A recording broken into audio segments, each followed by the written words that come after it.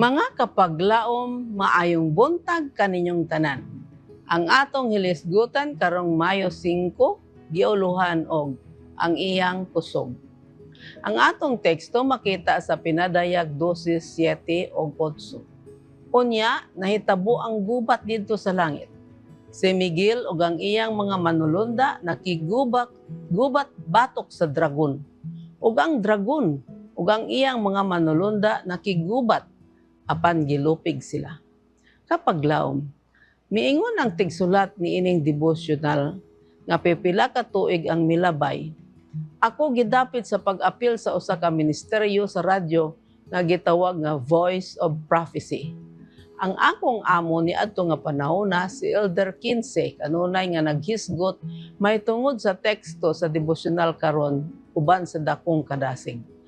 Kanunay niya nga gipaambit ang dakong kasiguruhan nga makita sa pagsabot nga sa gubat nga gihimo batok kang Miguel ug sa iyang mga manulunda ang dragon nga si Satanas ug ang iyang manulunda dili paego ang kusog. Unsa ka mahinungdanon natong hinumduman nga ang yawa dili makadaog. Dili siya kusgan, nagmadaogon si Jesus. Gipadayag ni Juan kung kinsa kini nga dragon o gitambog ang dakong dragon, ang serpente nga karaan, ang gihinganglan og yawa og Satanas, ang maglilimbong sa tibuok kalibutan. Pinadayag 12:9. Siya mirebilde batok sa Dios ug nagdala uban kaniya og igo nga gidaghanon sa mga kaubanan. Versikulo 4. Sila nakigubat batok kang Miguel, ang pangulo sa mga panon sa langit.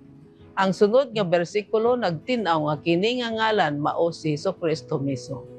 Karon naiabot na ang kaluwasan ug ang gahom ug ang gingharian sa atong Dios ug ang pagbulutan sa iyang Kristo. Bersikulo 10:11.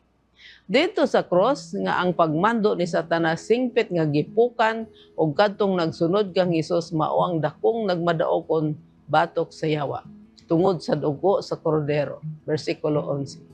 Sa dakong away tali sa maayog daotan ang kaaway sa Dios nagpahamtang gihapon og kasakit ug pag-antos apan siya usa ka napildi nga kaaway.